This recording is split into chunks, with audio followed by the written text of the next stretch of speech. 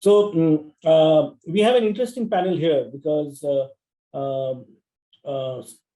Samir, as SVP from First Source Limited, looks after the information risk management.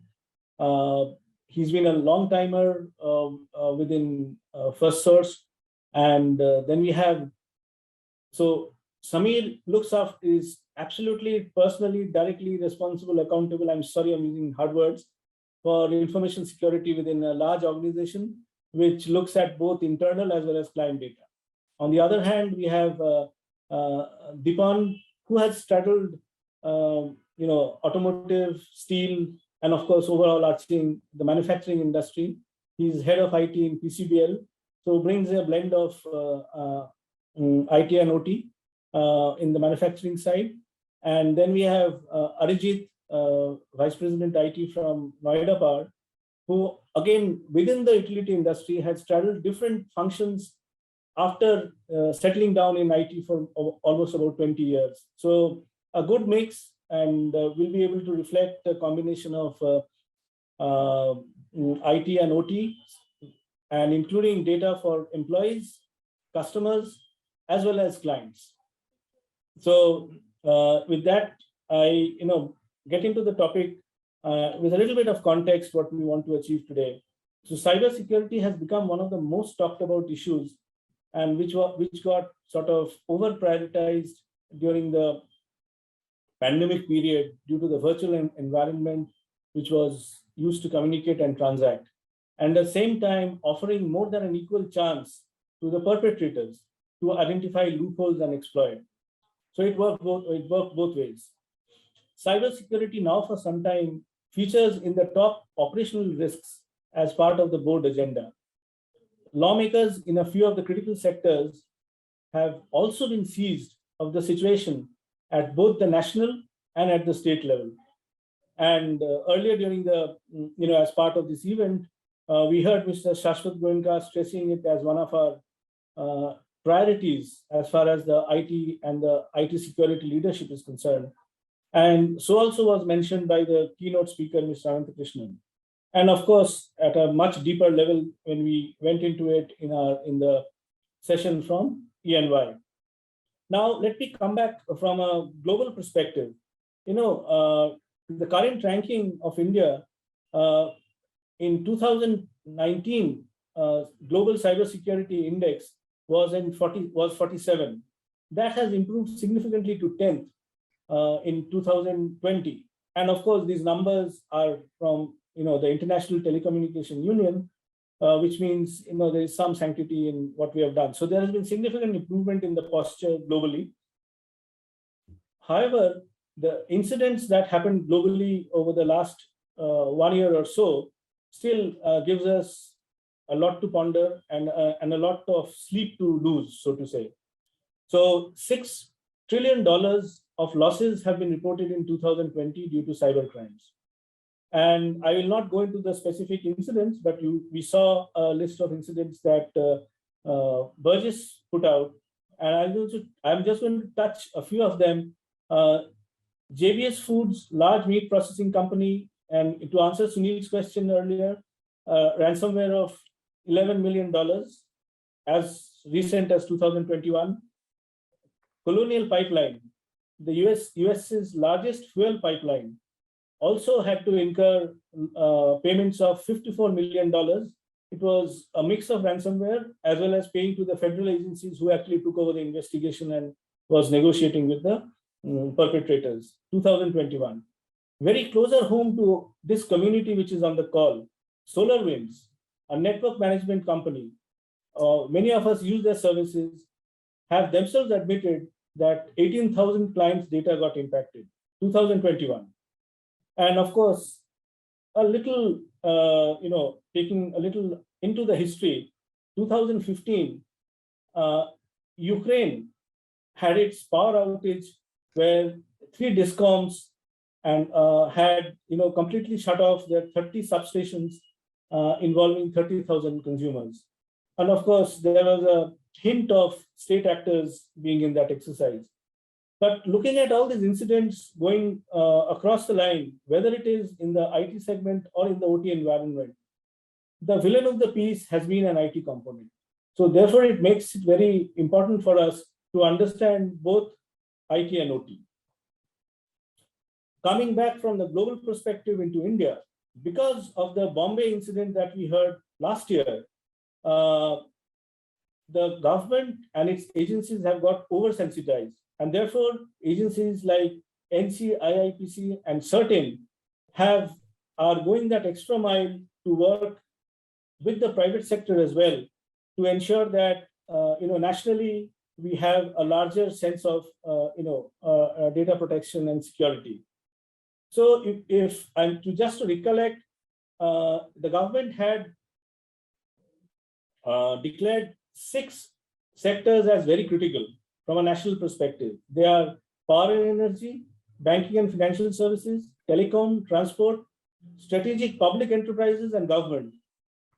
With the pandemic, healthcare also got added as the 7th critical sector. From a people perspective, we were supposed to have 5 lakh cyber professionals targeted by 2018. This is the Government of India number. We are nowhere near that. So there is a challenge both for the public as well as for the private sector. And we'll touch upon that point later in the discussion.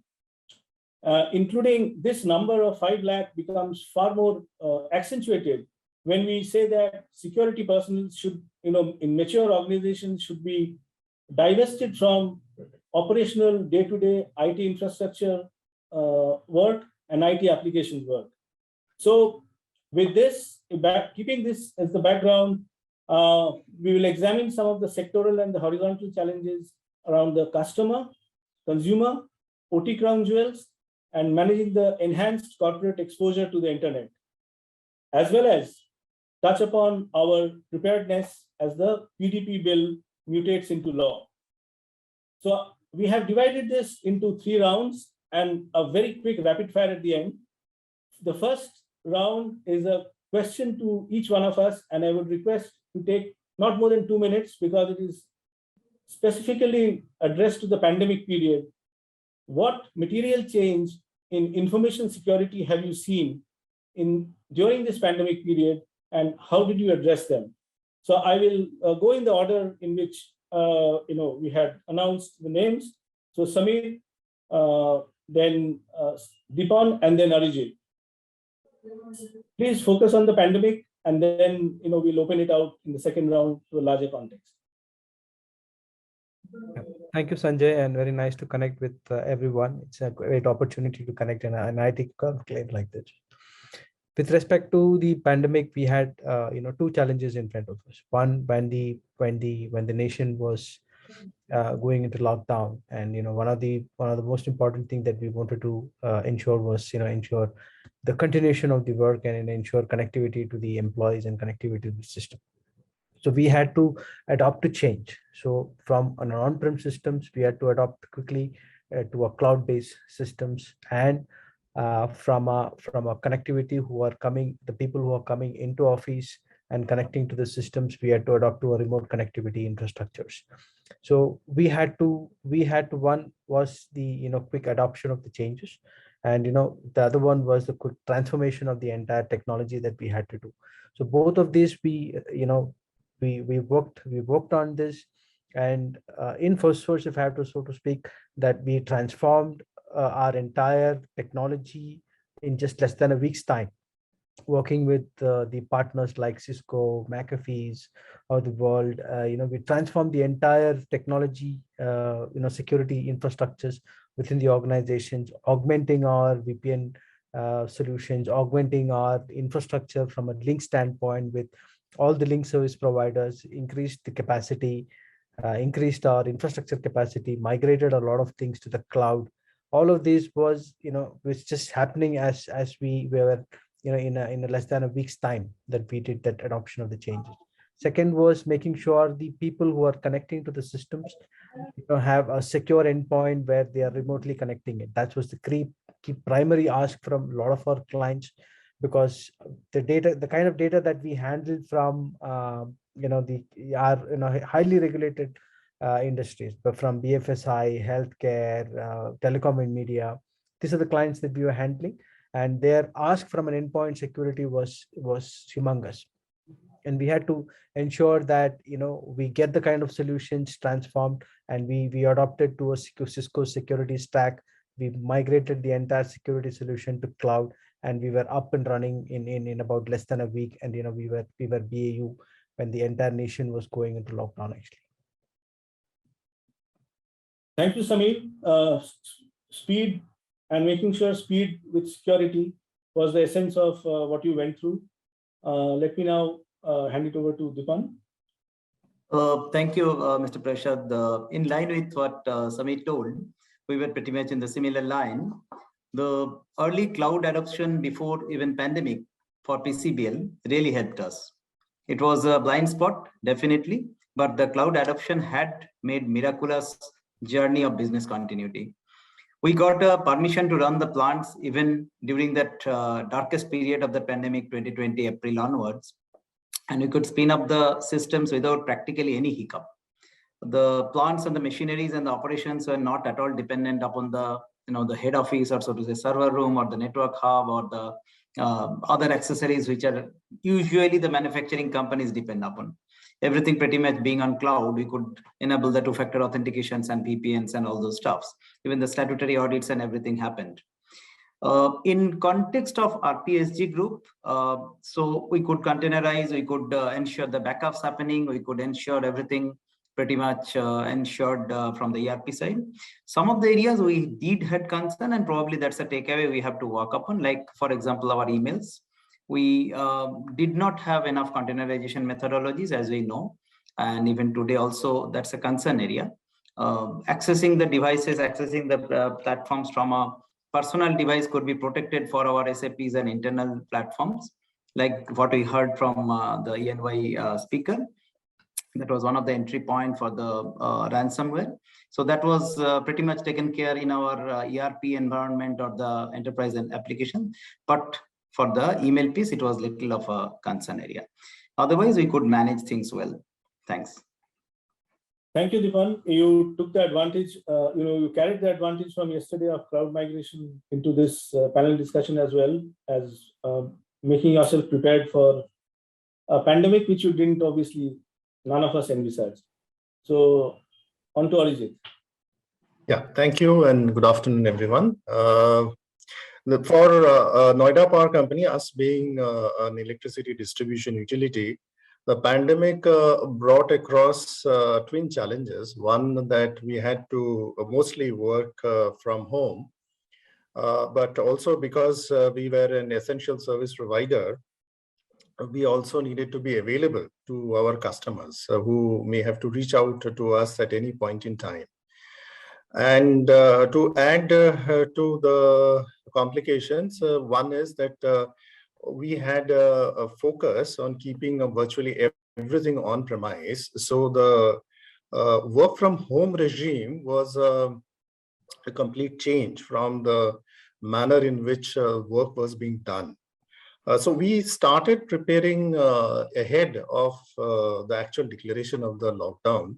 In fact, one of the first things that we did is a week before lockdown was declared, we started taking stock of the laptops and all the machines that we need to deploy to users so that they can carry on work from their home. Plus also, we reconfigured our IVR system so that people could actually access our IVR system, not from the call center, but from their home. And our customers could actually log in and put their requests through the IVR system. And there would be agents who would be immediately checking what are the tickets that have been logged in our CRM system, and then ensure that there is action taken. We also ensured that the laptops that we shared, in many cases, in fact, laptops were in short supply because of the short notice, and some of the employees also connected through their own laptops. So in those cases, The VPN that we deployed also provided for some scope of checking the baseline security posture. We also enforced two-factor authentication right from there onwards, so that there is no scope for people to get through to our network without that two-factor authentication. And we also had the Sandblast agent from Checkpoint deployed, so that there was a certain level of protection from the endpoints itself, because of the fact that many of the controls that we would have otherwise exercised from inside our perimeter were gone when they were working from home. So essentially, it also definitely helped that there were a lot of services that were available from various service providers who were providing VPN connections for free for a limited time, other services also for DNS checking. So we could take advantage of that and make sure that our operations kept running, and we could stay in touch with our customers and could ensure that the emergency services never suffer. Back to you. Thank you, Arijit. Yeah. So this actually comes from how a brick and mortar company responded, moving into a work from home scenario and being an essential service provider. And at the same time, the first time I heard in the conversation the word VPN, which obviously is a common refrain for all the businesses, VPN and two-factor authentication. Now let's move to a post-pandemic scenario where I would like to understand the group and share with the rest of all of us is, where do we stand as part of your concerns in your to-do list with respect to perimeter and protection of your data vis-a-vis your partners, employees, clients, and consumers, OT systems or industrial control systems, and in wherever applicable, regulators. So short term, medium term. So as we had agreed, we'll put 3 minutes each for this, and we'll look at from first source with respect to IT for employees and clients. Sure. In terms of the post-pandemic or continuous protection of our infrastructures, what we have always we have a practice of doing entire risk assessment or risk identifying the risk with our infrastructure. So basis that the controls are identified and defined in the system. So we have been in managing this the great amount of data that within first source, on premises, on cloud, multiple data centers across four different geographies that we operate. What we have done is micro segmentation of our entire network. That was the primary thing in the data center. So we have segmented the entire network into different DMZs, and each of these DMZs communicate only through a firewall rules, and there is no direct access into any of these infrastructures. And like earlier session, what EY was talking about, the good practices, most of the good practices are implemented in terms of admin access is only routed through an enforced path, which is a two-factor authentication with authorization and access management on for the people.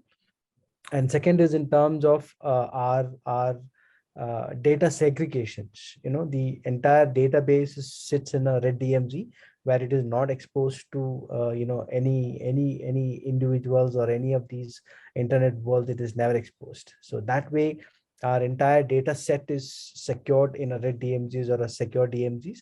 And if at all there is any requirement to for anyone to connect to any ancillary systems, what we do is that we create a intermediate databases and pull only the required information and allow only connection to that intermediate databases. So that way we ensure the connections are coming from secured connections, secured VPNs, identified IP addresses.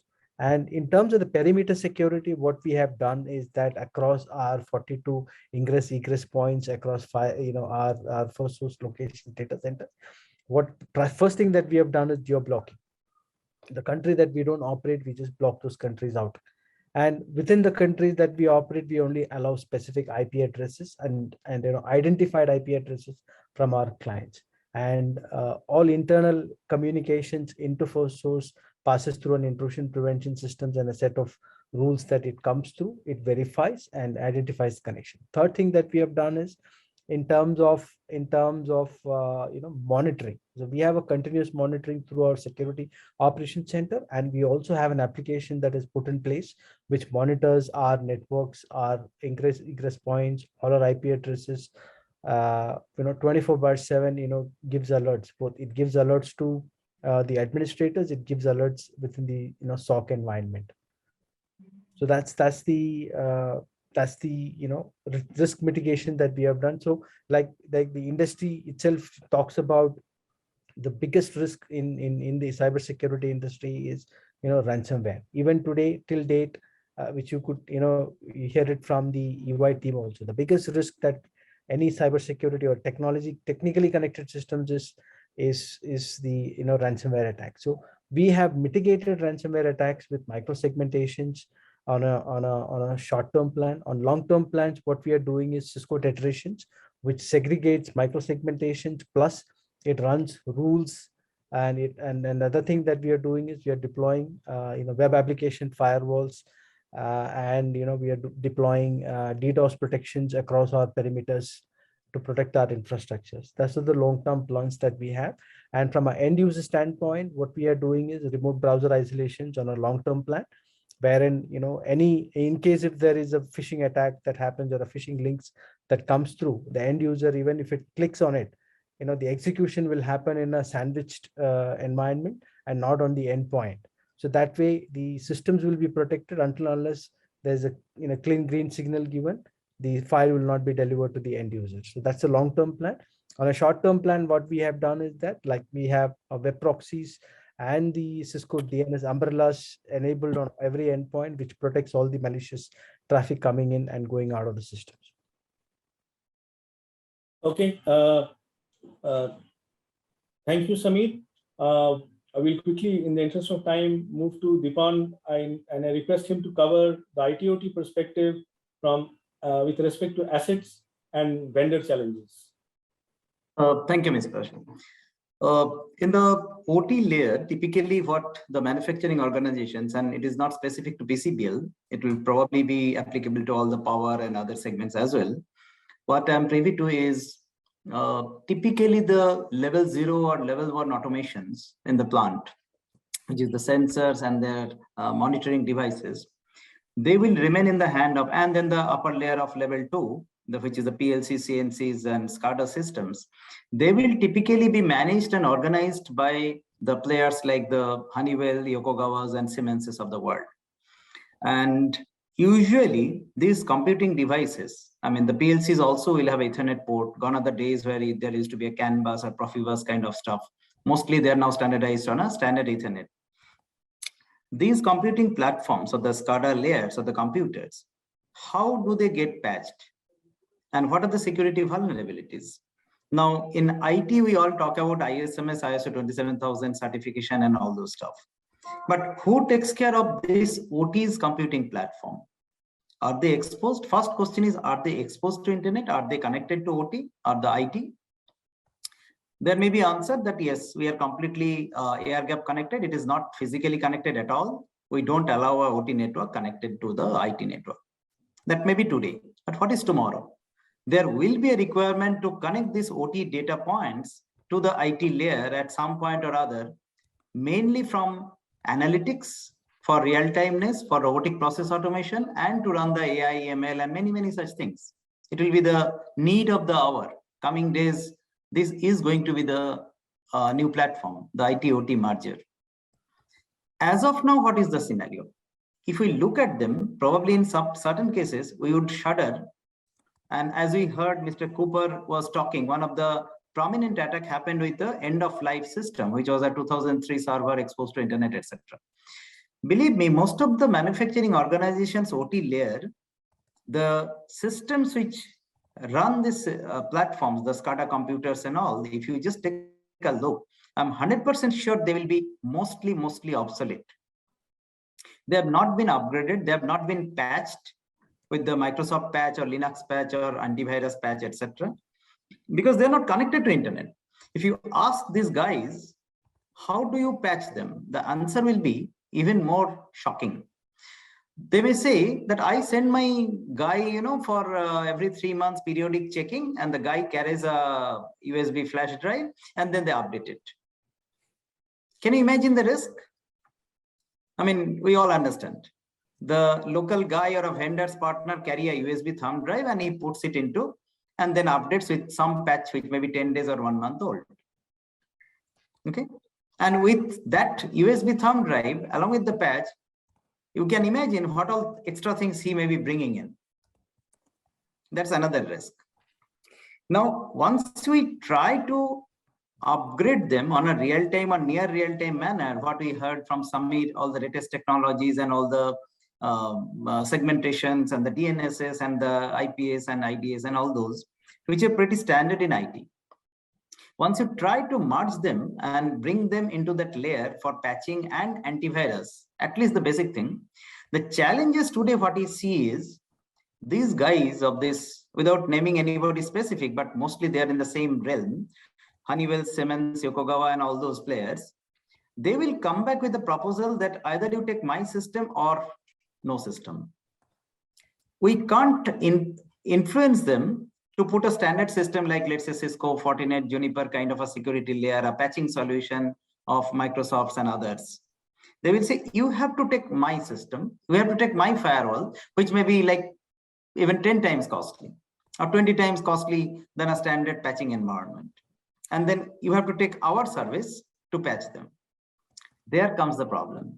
So instead of a bill of maybe 5 lakhs, they will come back with a bill of maybe 30 lakhs, 40 lakhs, 50 lakhs to even create a patching solution.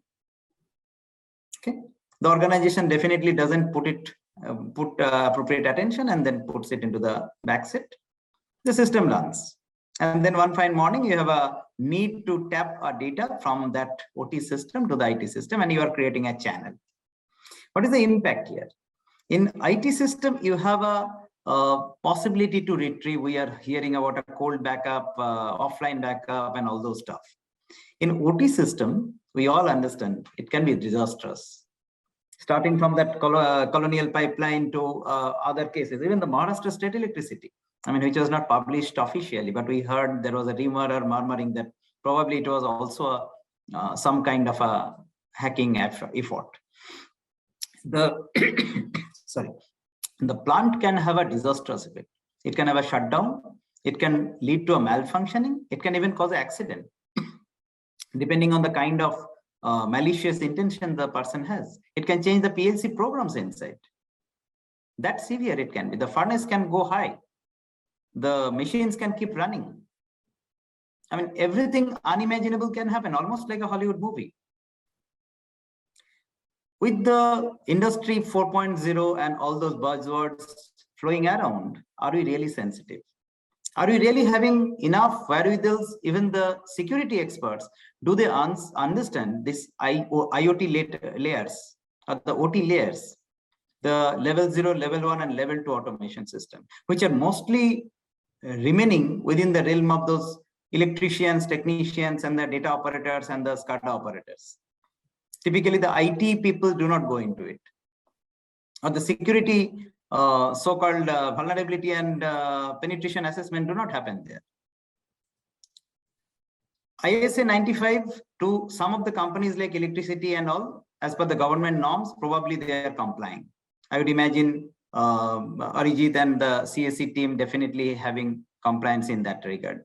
But are you doing enough in that OT layer where the smart meters are going to come, the data are going to flow over the net? I'm leaving that open, and probably these are the food for thought to take away. Thanks. So thank you, Dipan. I think maybe since you also asked too many questions, so let me touch upon a couple of them and then hand it over to Arijit.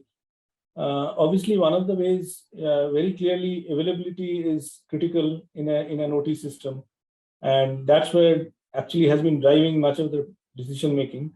And one way is to leave the domain expertise to our OT colleagues, and while run the discipline of information security through IT. And this has to be done through empowered CFTs, and one has seen little successes happening there.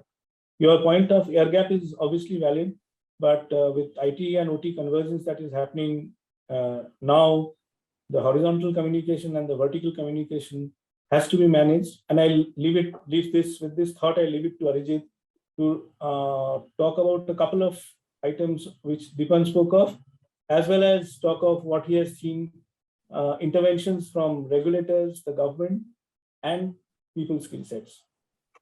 3 minutes, please. Yeah, thank you.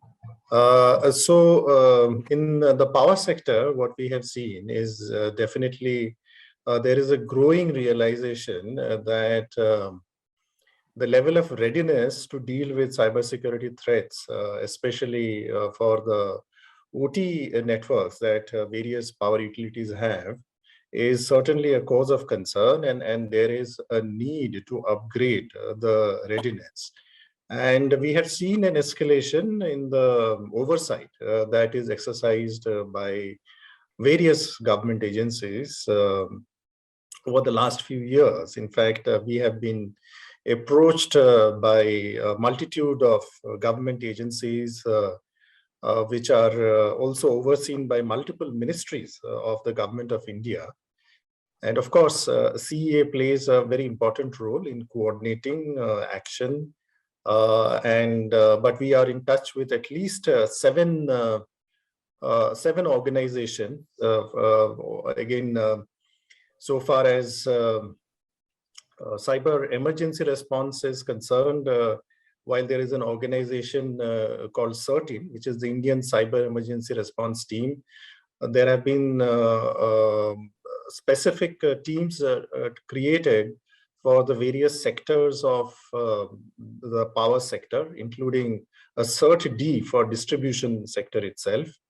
And of course, there is an appreciation of the fact that the infrastructure that the power sector have, it is a critical information infrastructure, and it can be destabilized, which is why there is a lot of oversight that is also exercised by the National Critical Information Infrastructure Protection Center, rather.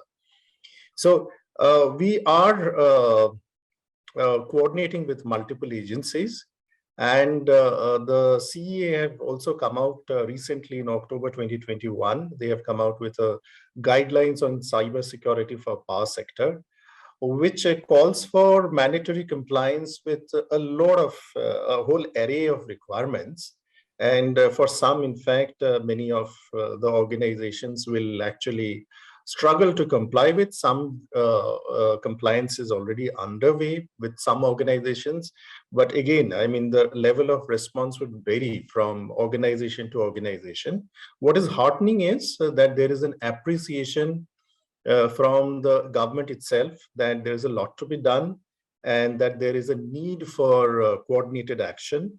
And from our side, what we have done is that we have we had engaged a consultant to, one, assess our current level of readiness to deal with cybersecurity threats, and two, also create a roadmap for all of the various steps that we need to undertake to deal with these challenges going forward. Because if you even look at some of the things that are suggested by the CEA in various documents, the requirements are multifarious, and it would be probably impossible for any organization to take up and execute all of them, which is why all of them at one go, which is why a roadmap was necessary.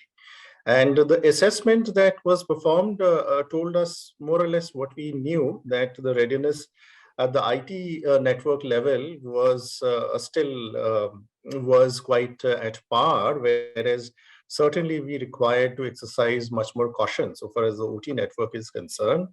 And accordingly, we have taken up the roadmap. We have already issued RFPs, and we are looking at installing firewalls between IT and OT network.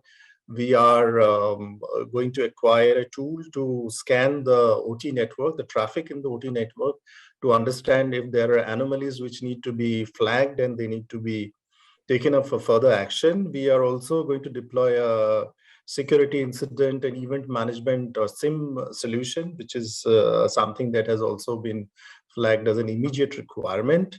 And we also hope to set up in the coming calendar year a security operations center, which will take in all of these inputs and ensure action on all of the alerts that we need to work on. And that would have a view of not only the IT network, but also the OT network as well, so that we have integrated approach to deal with the risks associated with both the IT and OT networks. Obviously, what we see right now is that the availability of skilled resources in this area is a major issue. And it is not easy at all to find, recruit, and retain such resources, especially in power utilities. And probably because of that, it is a good idea to try and develop resources rather than acquire resources from the market. But of course, I mean, it is again an uphill climb. In fact, I was part of a technical committee which is tasked with drawing up the guidelines, which would basically spell out what are going to be the criteria for selection of a CISO. And the draft document that has been drawn up, it specifies so many mandatory requirements that virtually no CISO would actually be able to address all of the requirements at one go.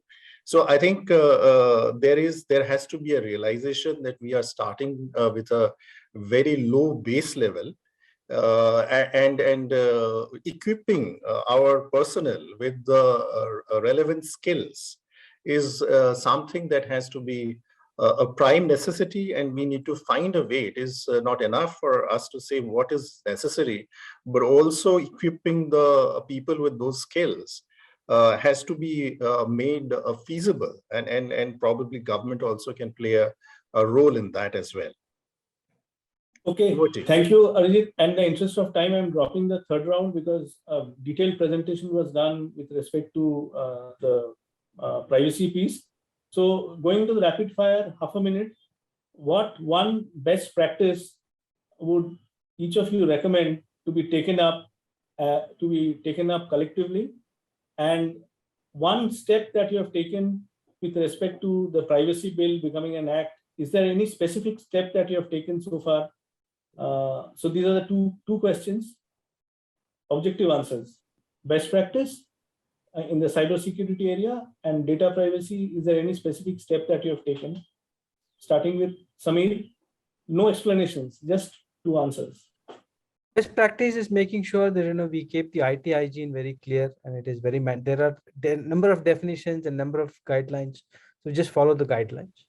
And in terms of the data privacy, we're still hoping that whatever the data privacy that we follow as an organization today, in terms of the data privacy rules, the principles that are defined, it meets with all the regulations and the principles that are defined across the data privacy principle across the geographies or the countries that we operate, or wherever we are operating.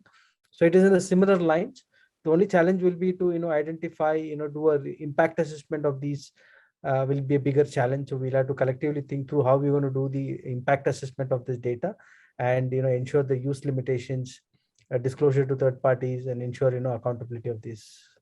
Thank you. Two statements, please. Yeah. One recommendation, single point recommendation.